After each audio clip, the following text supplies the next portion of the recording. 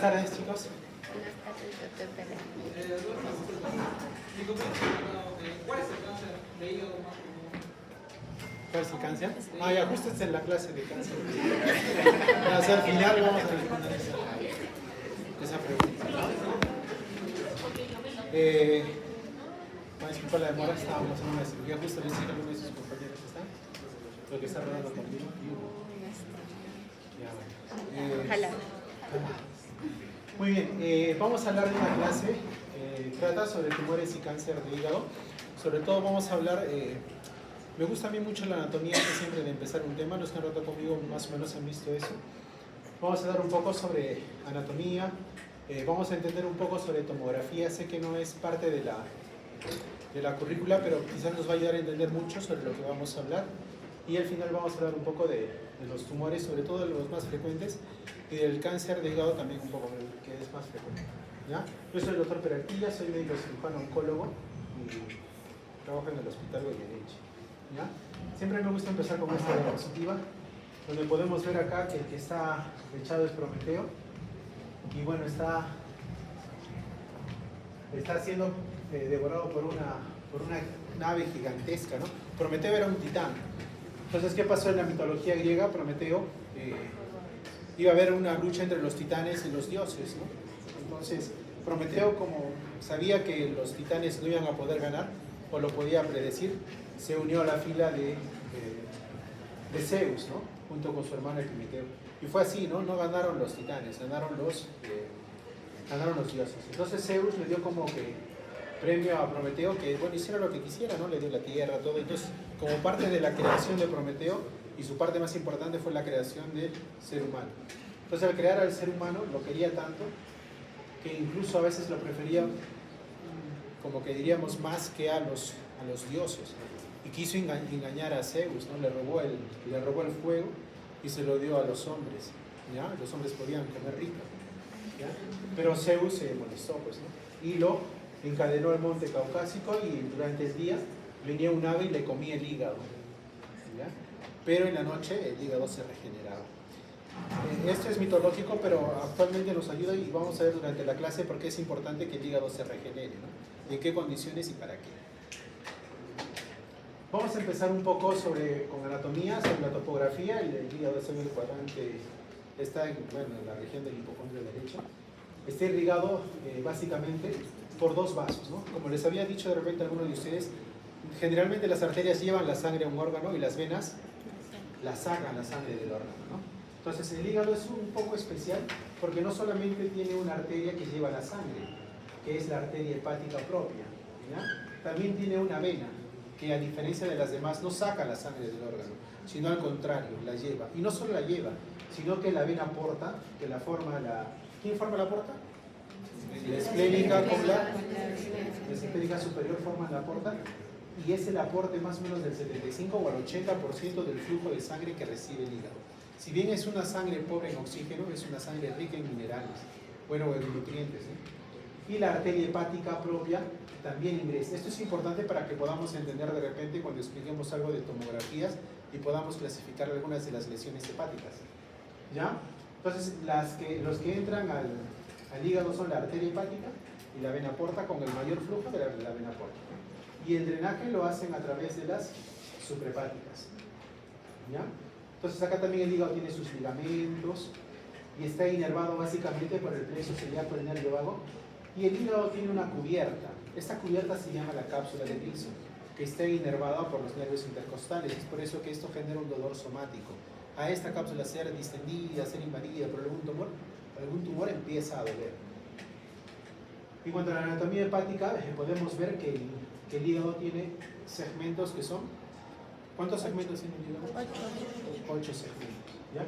Acá no podemos ver el 1, pero sí lo vemos aquí, ¿no? en la vista de la cara inferior, que también se conoce como lóbulo caudado. Ese es el segmento 1.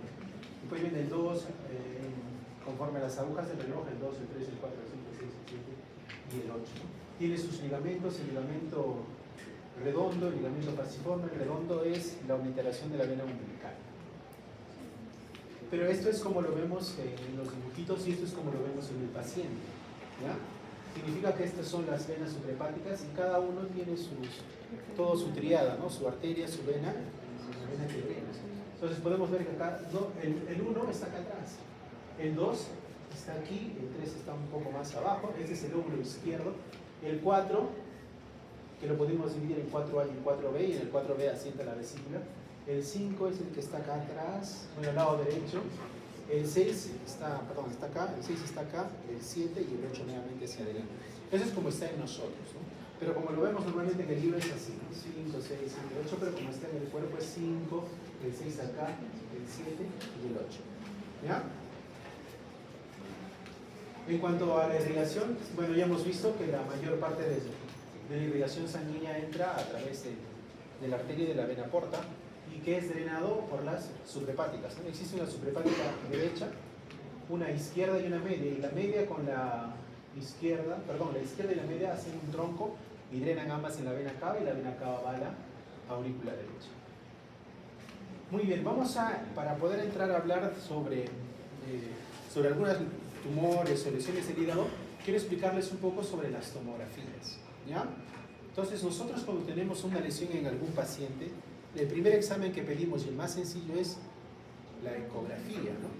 Pero, como les decía en la mañana a sus compañeros, la ecografía es manipulador dependiente. Depende mucho de quién haga la ecografía, ¿no?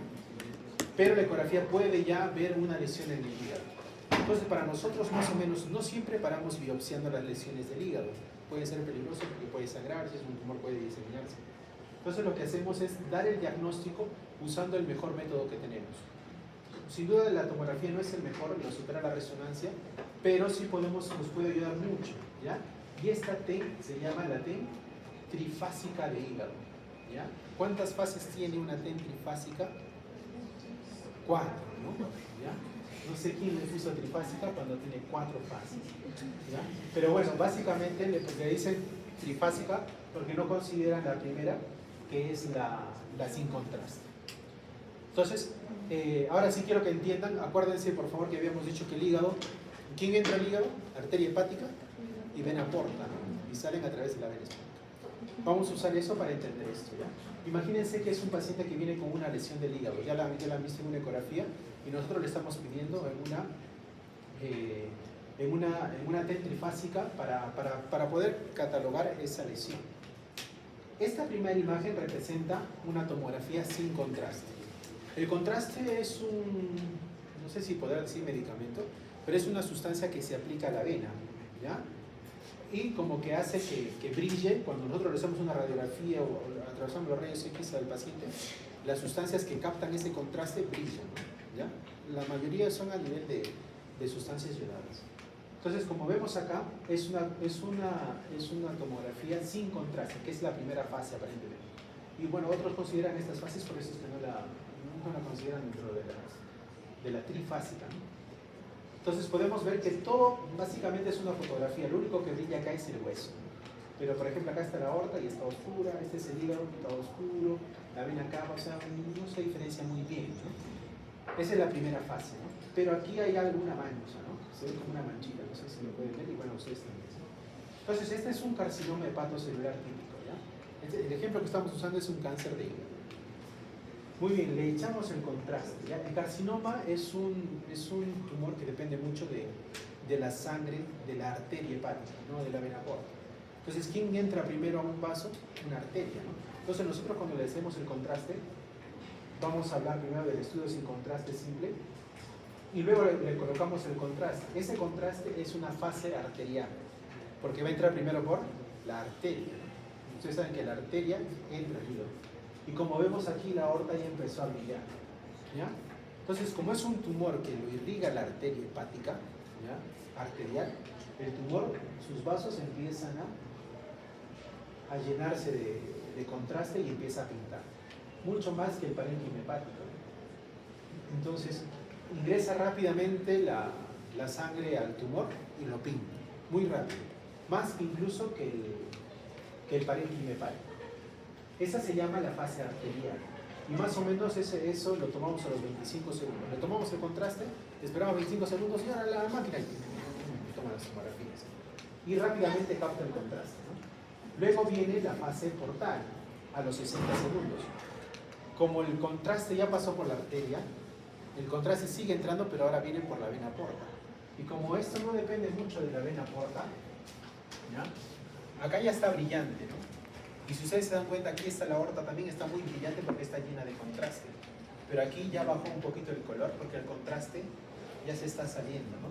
Pero el hígado empieza a brillar un poco, porque ahora la sangre ya no entra por la arteria, sino por la vena porta, ¿ya? Esa es la fase portal.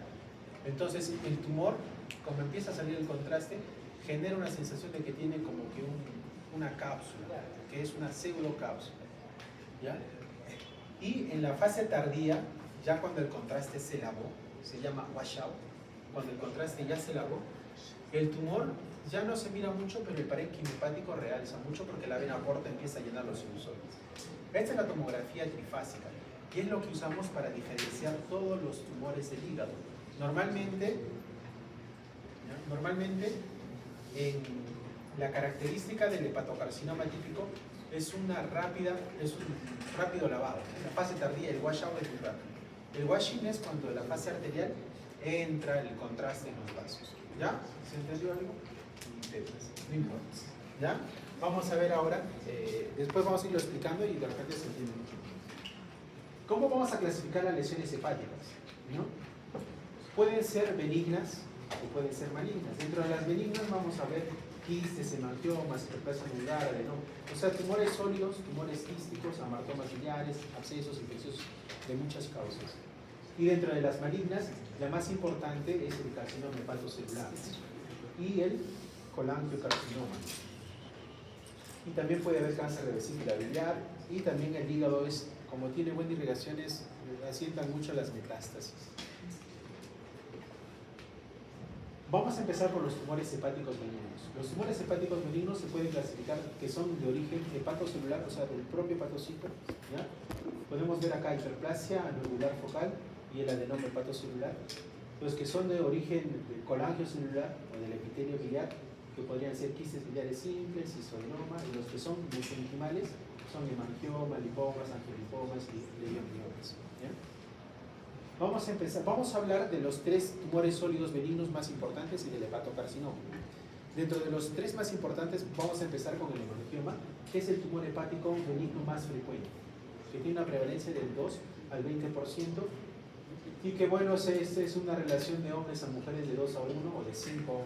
Es más frecuente en mujeres que en varones, porque básicamente piensan que este tumor y la mayoría de tumores hepáticos tienen una importante influencia hormonal, ¿no? Y las mujeres tienen, pues, mujeres jóvenes tienen bastante influencia hormonal. Y esto es importante, que es irrigado por arteria hepática, ¿ya? El hemangioma es básicamente irrigado por arteria hepática. Entonces, ¿qué es un hemangioma, no? Son múltiples canales vasculares, es como un ovillo de vasos, pero estos vasos no son normales, son vasos que están alterados. Están delineados por una capa de células endoteliales, tienen un soporte fibroso fino y están llenitos de sangre.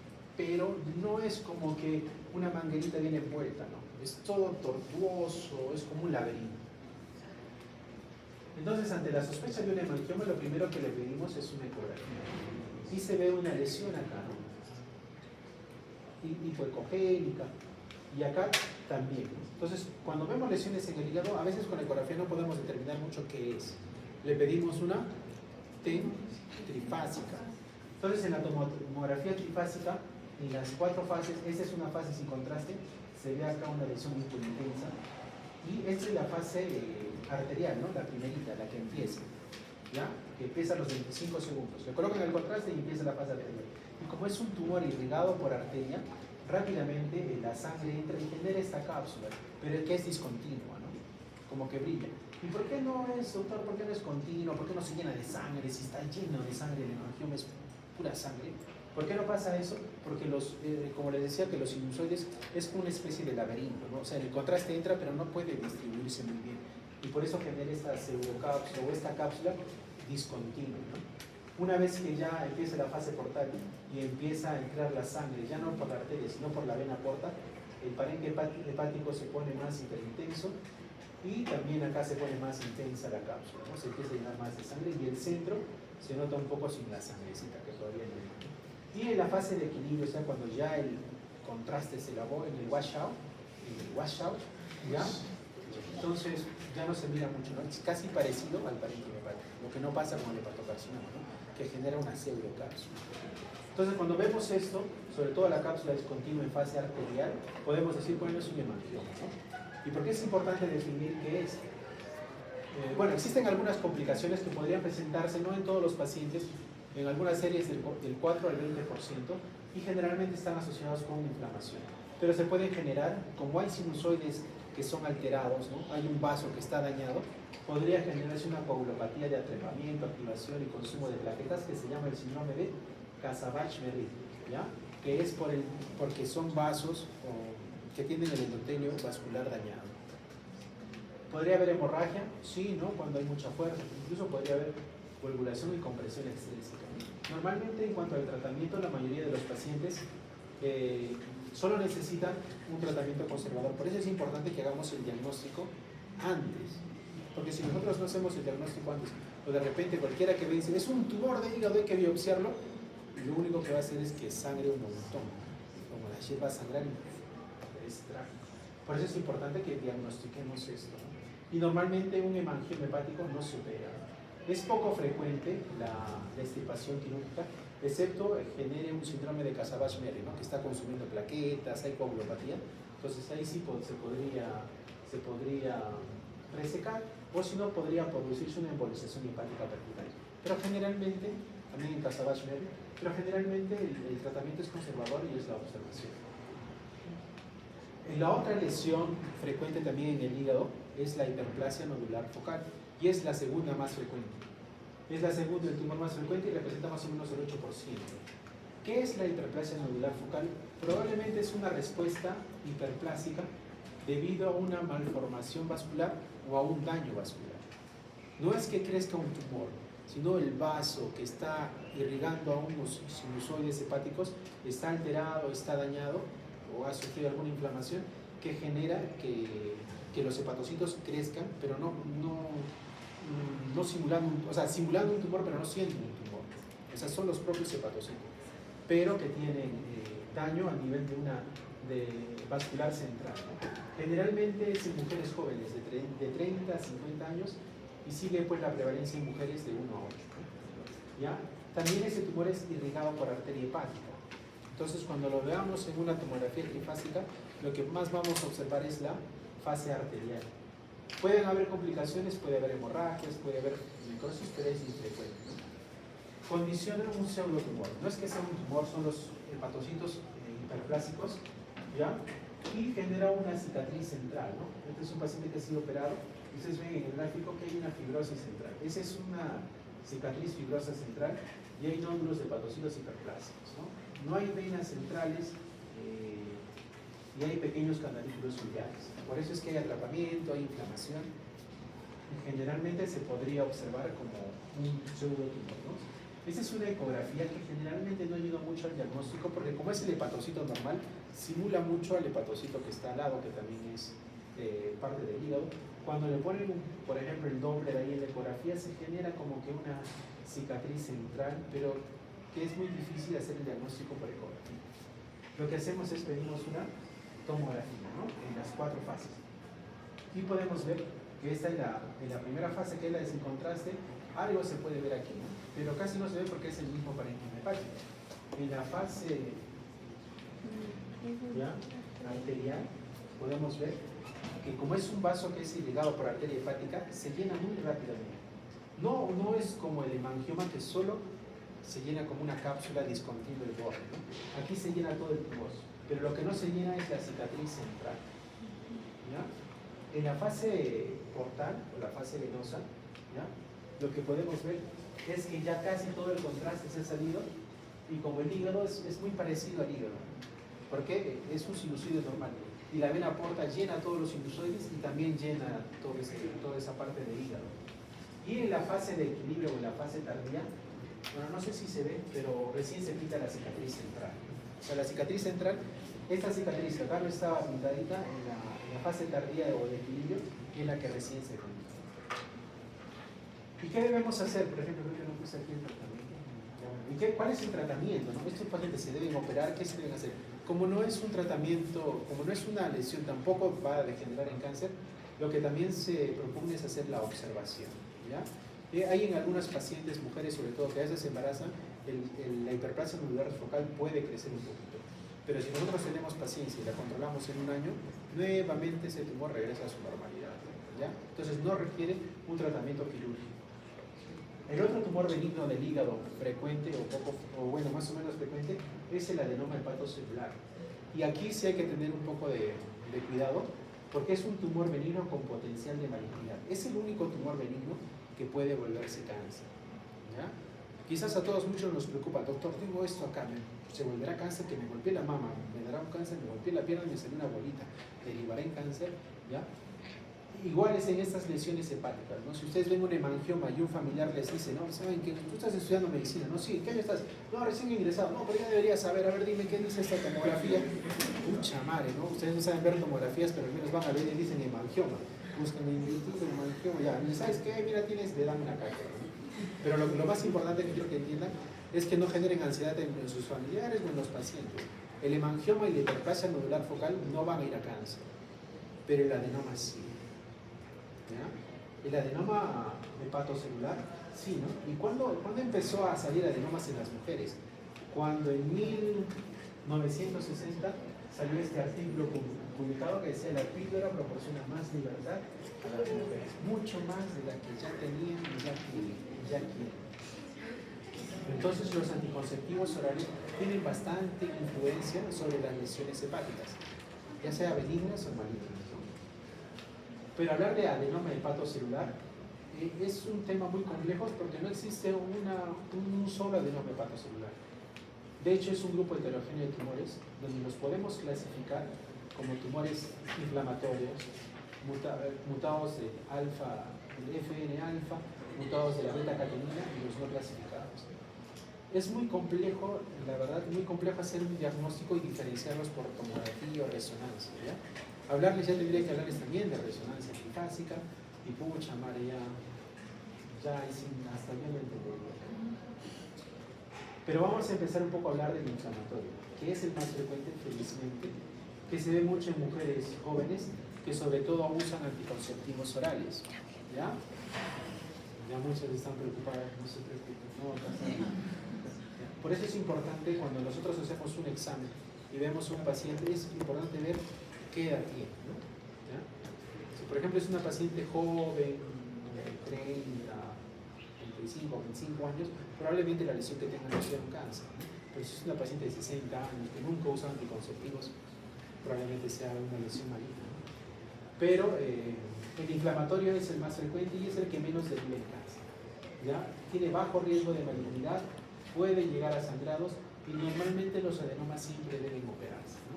La tomografía, como ven, es una lesión nada más, hepática, sólida, no tiene alguna característica en la tomografía trifásica que nos podría hacer diferenciar de otro tipo de lesiones. El mutado factor de necrosis tumoral alfa 1 es el segundo más frecuente, representa más o menos el 30 al 35%. Este sí es exclusivo de mujeres, está en el más del 90% y en algunos casos podría llegar a ser múltiple. El hemangioma también puede ser múltiple, ¿no? Pueden haber hemangiomas grandes, hemangiomas pequeños. Normalmente un hemangioma gigante se define cuando el tumor es más de 10 centímetros, pero también puede ser múltiple. Y aquí en el adenoma, pues también pueden ser múltiples. Generalmente son múltiples en el 50% de los casos, ¿no? También tiene bajo riesgo de complicaciones, es medio agresivo, ¿no? Es menos agresivo y menos riesgo de malignidad. El que sí tiene una mayor tasa de mortalidad, ya alto riesgo de malignidad, incluso ya se considera un borderline. Borderline es como que cruzas en la línea y ya estás ¿no? Siendo malo. Felizmente es el menos frecuente, es el 10 al 15%, es más frecuente en hombres. Ya, lamentablemente a los hombres siempre nos toca lo peor, tenemos que soportarlo. Y en la resonancia es un poco inespecífico, ¿ya? Alto riesgo de sangrado, mayor tasa de mortalidad y se le considera un tumor borderline. Y por tomografía es muy difícil diagnosticarlo, ¿no? Incluso tenemos que pedir una resonancia trifásica. Y esta es una miscelánea de tumores que también pueden haber lipomas, hibernomas, angiomioipomas, o sea, pueden asentarse cualquier tejido del cuerpo se puede malignizar. Puede haber cáncer de piel y todos los tejidos que hay en el hígado, si hay grasa se puede malignizar, ¿ya? Si hay tejido fibroso se puede malignizar, todos los tejidos también se pueden malignizar y pueden salir tumores, ¿no? En el cuerpo y también en el hígado, pero no son tan frecuentes. Entonces estos son los 3 tumores hepáticos sólidos benignos más frecuentes, ¿ya? Hemangioma, ¿y otro? Neoplasia nodular focal y el área nodular, ¿ya? Que son los más frecuentes, pero también existen los quísticos, ¿no? Pero es que como es tan amplio, solo me he abocado a eso. Me parece que tienen clases de quistidatina y todo eso. Ahora vamos a pasar al tumor sólido hepático primario más frecuente, ¿ya? Que es el hepatocarcinoma o carcinoma hepatocelular. Este representa el tumor maligno más frecuente del hígado, ¿ya? Es el 5º cáncer más frecuente en hombres y el 7º en las mujeres a nivel mundial. La 3ª causa de muerte por cáncer en el mundo y en la mayoría de los casos representa como complicación de una enfermedad hepática crónica. Generalmente el cáncer hepatocelular deriva de la cirrosis o alguna otra enfermedad hepática crónica, ¿ya? Como hemos dicho en la etiología, el factor más importante y el factor de riesgo para cáncer es la cirrosis. Si por ejemplo, o sea, no significa que todos los que tienen cirrosis son pues borrachitos, ¿no? No generalmente, ¿ya? Pero sí, bueno, un gran número sí, han vivido, ¿eh? Pero, o sea, los pacientes que les da cirrosis, si alguno de ustedes ve a un paciente con cirrosis, si alguno de ustedes conoce a un paciente con cirrosis, deben saber que sus familiares son propensos a que en algún momento haga un cáncer de hígado, ¿ya? O sea, pueden tener cáncer de hígado. O sea, no es solamente, ay, pues pucha, te ha dado cirrosis, ¿no? Espera que algún momento la cirrosis te mate, pues ¿qué vamos a hacer? Pero a veces la cirrosis no los mata, ¿ya? El paciente cambia de estilo de vida, deja de tomar, se alimenta mejor, hace ejercicio y como hemos visto en Prometeo, el hígado se regenera. Entonces muchos de los pacientes pueden recuperar función hepática. Claro, no van a mejorar, pues no, o sea, no van a hacer todas las cosas, pero pueden vivir mucho tiempo más, ¿no? Pero ¿qué perjudicaría su sobrevida? Que les aparezca un cáncer. Entonces esos pacientes tienen que hacer un seguimiento, es importante. Otra causa importante es la hepatitis viral crónica, ¿no? La hepatitis C, la hepatitis B también puede producir cáncer hepático. Lo que les gusta, bailar, no, el alcohol, ¿ya? El alcohol pues que deriva en cirrosis, ¿no? El hígado graso no alcohólico, ¿no? Los pacientes que no toman pero que tienen hígado graso porque les gusta mucho comer grasita o el NASH es también un factor de riesgo, ¿no? Estas enfermedades crónicas hepáticas son factores de riesgo para ser hepatocarcinoma. Enfermedades metabólicas hereditarias con menos frecuencia. Y bueno, ¿no? Si un paciente tenemos, imagínense que un paciente tiene hepatitis, además tiene cirrosis hepática, pues le va a dar de hecho un cáncer, ¿no? En cuanto a la incidencia, podemos ver que el cáncer de hepatocarcinoma, miren acá en África hay altas zonas de incidencia, ¿no? ¿Ya? Este es Perú, no tiene una alta zona de incidencia, pero lo que nos perjudica a nosotros es, por ejemplo, la cirrosis, infecciones virales. En estas zonas hay bastante hepatitis B, ¿no? ¿Ya? A veces se infectan, desde niños están infectados con hepatitis B, por eso la incidencia es más alta, ¿no? En estas zonas. Y de acuerdo, bueno, al área geográfica, bueno, el Perú es, el alcohol pues está en todo sitio, ¿no? Pero hay lugares con más incidencia de hepatitis B y hepatitis C, y otros que tienen alta incidencia de NASH, ¿ya? América, por ejemplo, América Latina es más hepatitis B, ¿ya? En otros lugares es más hepatitis C, y por ejemplo en Norteamérica es más la hepatitis C, ¿ya? Pero acá en el Perú es más hepatitis B.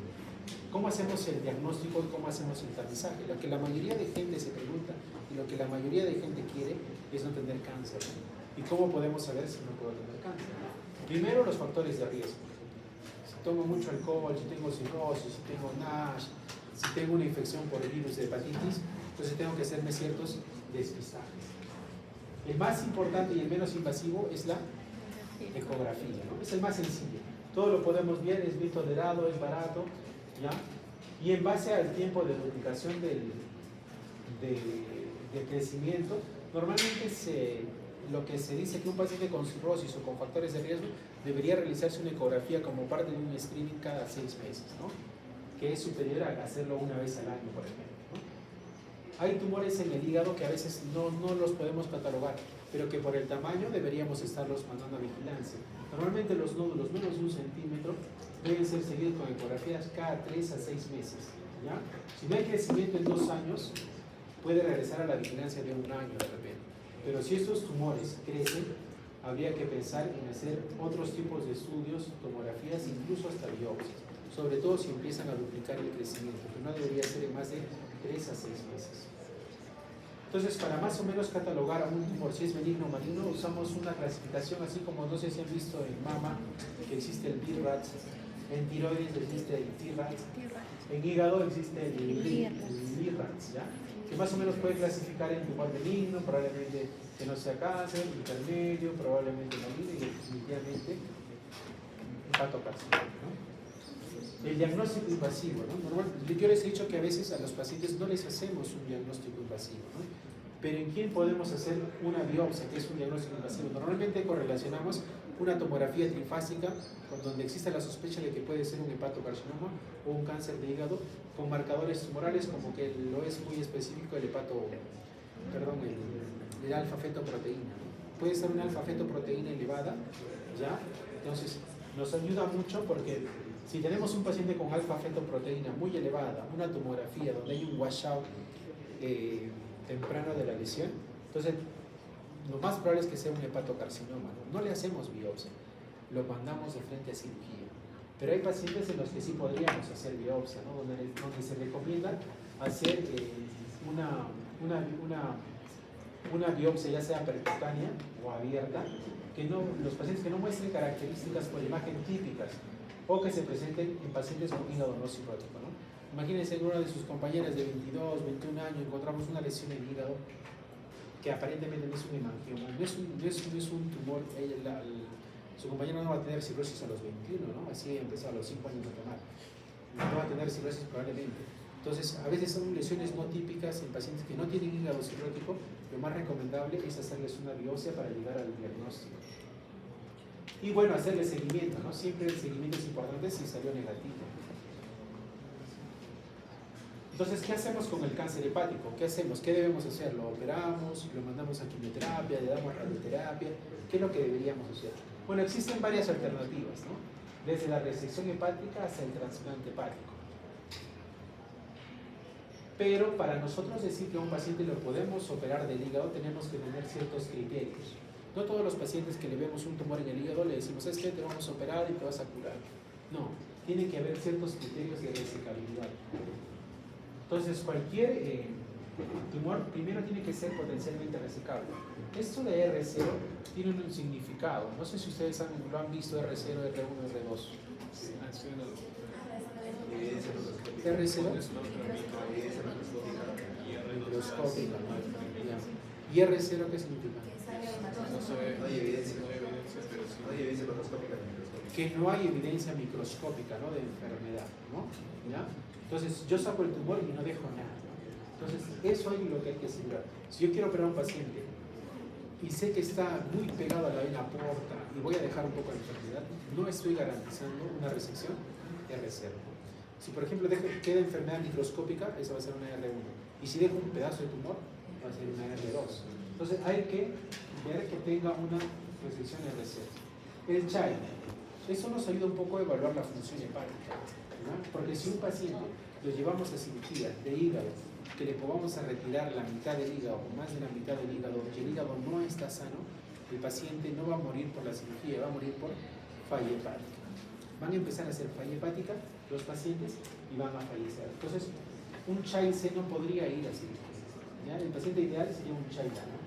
La invasión vascular macroscópica, pueden haber trombos tumorales, que ya básicamente, yo he visto en Estados Unidos, que ya lo resecan, hacen anastomosis, cortan la porta, la vuelven a unir, cortan la hepática, la vuelven a unir, ¿no? Entonces ya esta no es tanto un criterio de resecabilidad.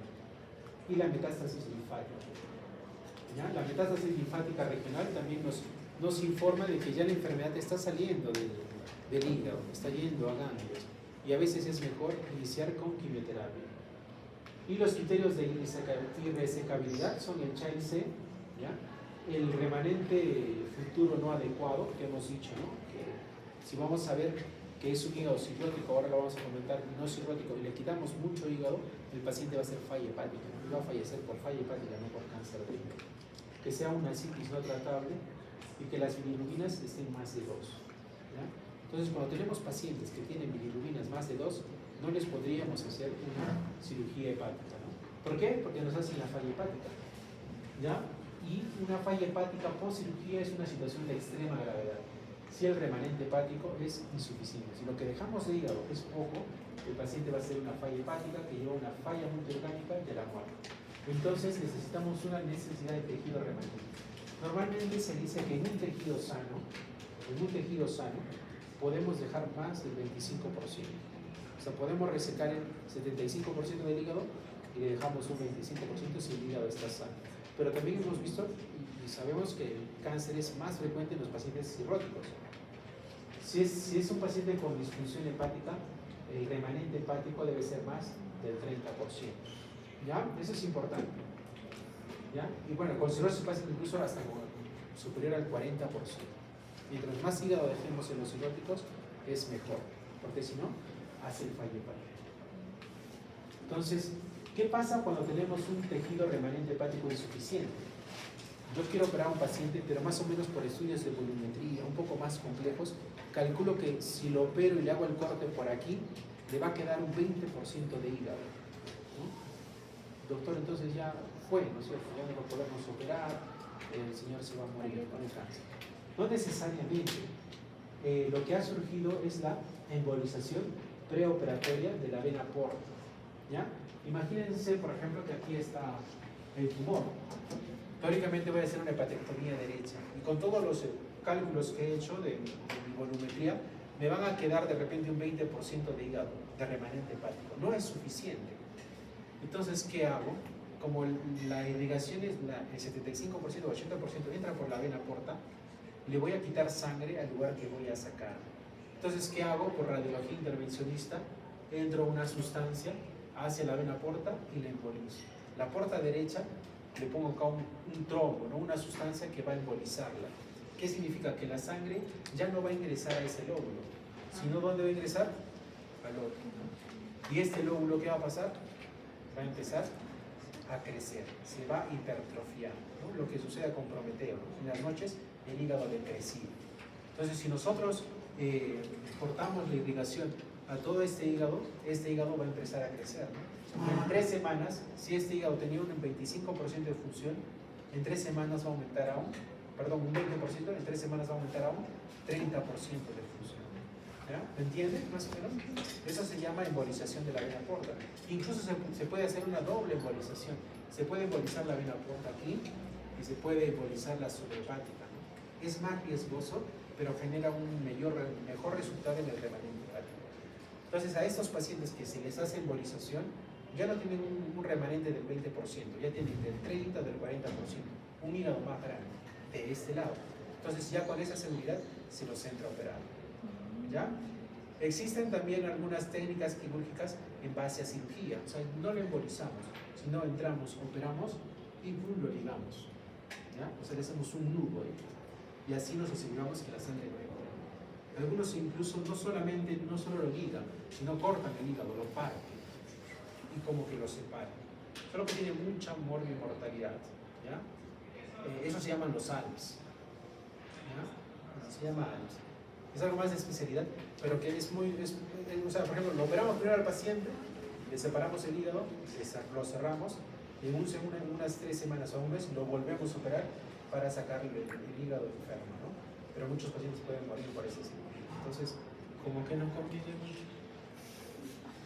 Esto más o menos es como que una tablita donde podemos ver, ¿no? Por ejemplo, ¿no? El paciente es candidato a resección, o es candidato a quimioterapia, o es candidato a trasplante, o a qué es candidato, ¿no?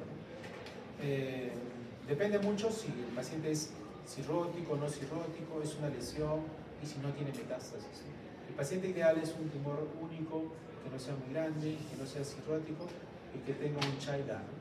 El child, ¿se acuerdan del child? ¿Sí? El IVA evalúa varios parámetros, ¿no? Uno es bilirrubinas, ascitis, albúmina, proteínas, encefalopatía, ¿no? ¿Qué más?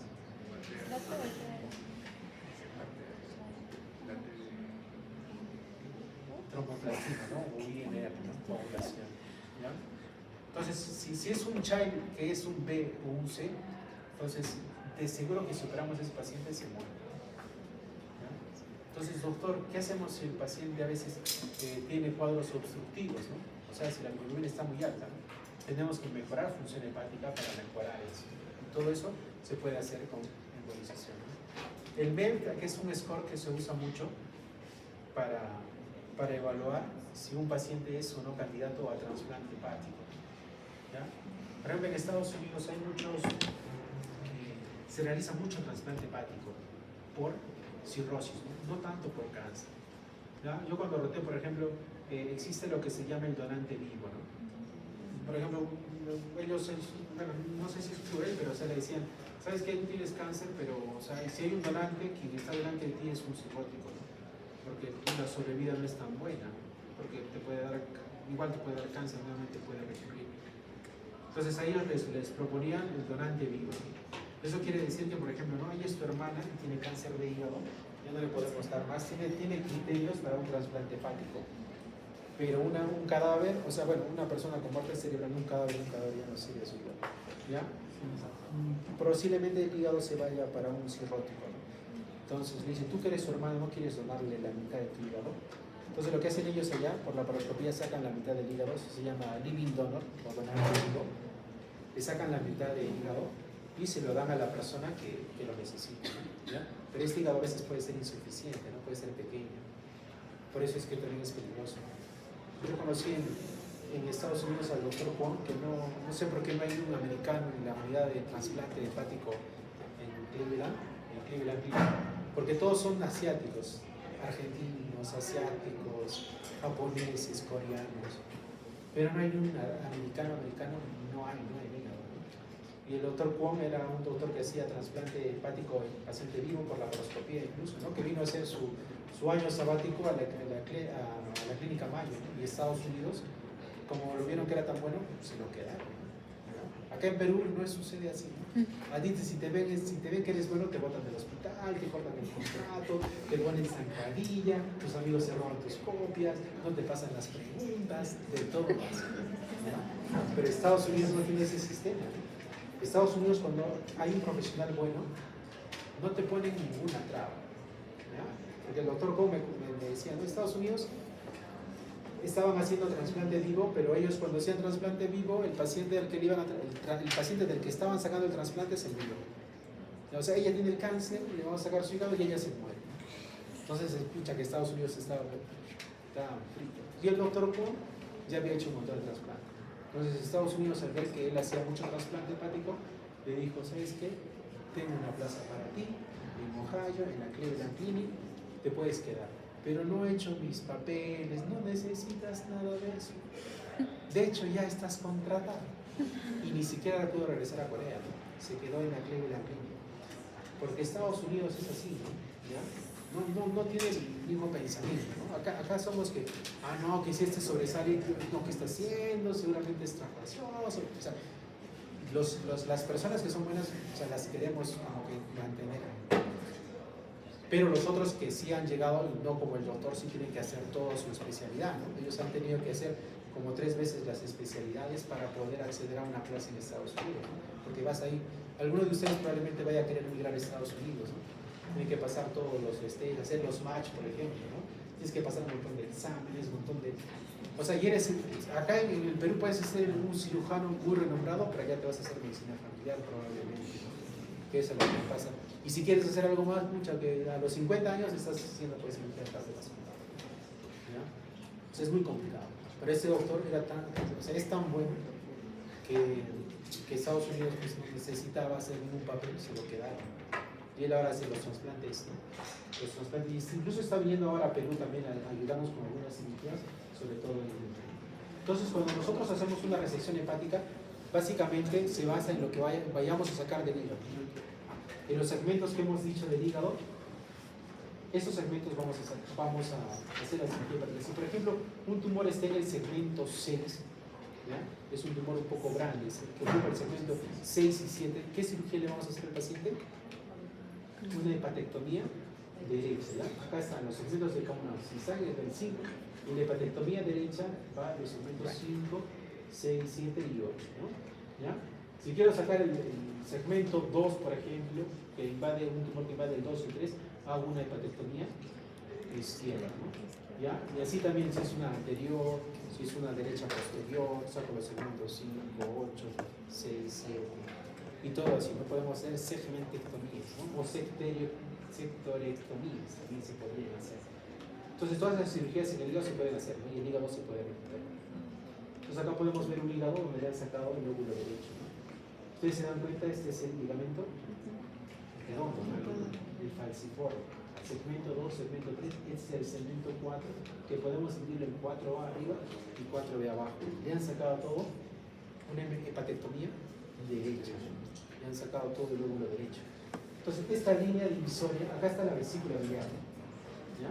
Acá está la vesícula biliar y acá están las venas suprahepáticas, ¿ya?